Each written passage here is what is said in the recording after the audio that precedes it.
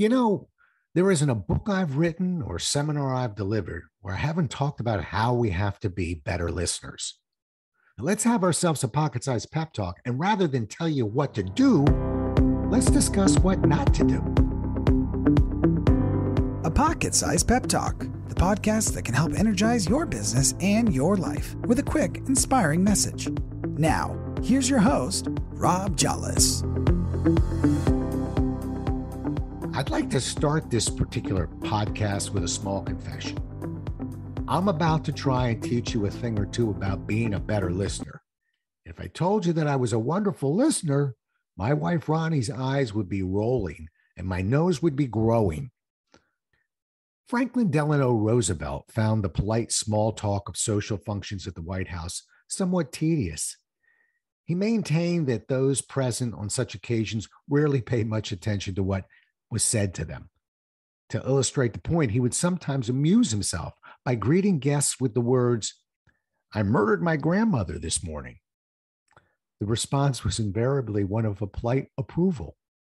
On one occasion, however, the president happened upon an attentive listener. On hearing Roosevelt's outrageous remark, the guest replied rather diplomatically, "Well, I'm sure she had it coming to her." Like so many people, I struggle with being a good listener. I try very hard.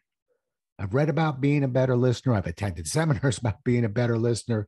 I've written about being a better listener. I even put a module or two in my training programs and have taught people how to be a better listener.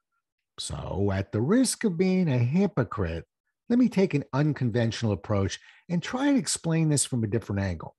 Rather than join the masses and tell you what you need to do to improve, I'd like to take a contrarian view of this issue. I'd like to discuss what not to do so you can improve. Some years ago, I attended a listening seminar conducted by the amazing Lou Hampton, and I was intrigued by a list that was presented to us of listening habits to avoid. This list was compiled from a survey that was sent out asking people to list the listening habits that most annoyed them. I'm sure you'll hear a few you can identify with. Here are the top 10 things people said they didn't like. Number 1, overwhelmingly, interrupt me when I'm talking. 2, never look at me. 3, make me feel that I'm wasting their time. They doodle or draw pictures.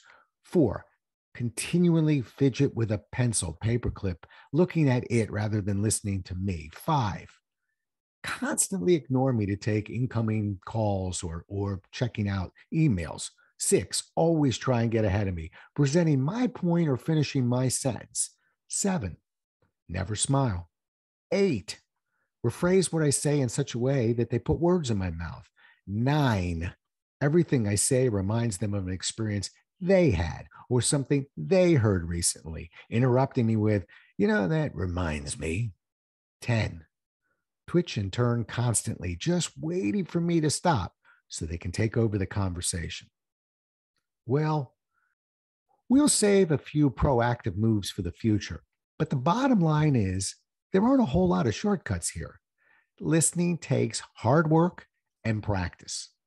By learning what annoys others, it provides a blueprint of good listening habits we should look to incorporate.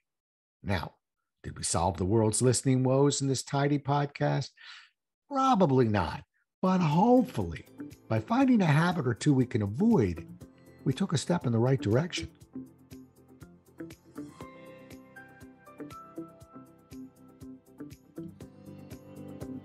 Thanks so much for listening. If you enjoyed today's show, please rate and recommend it on iTunes, Outcast, or wherever you get your podcasts. You can also get more information on this show and Rob at jollis.com.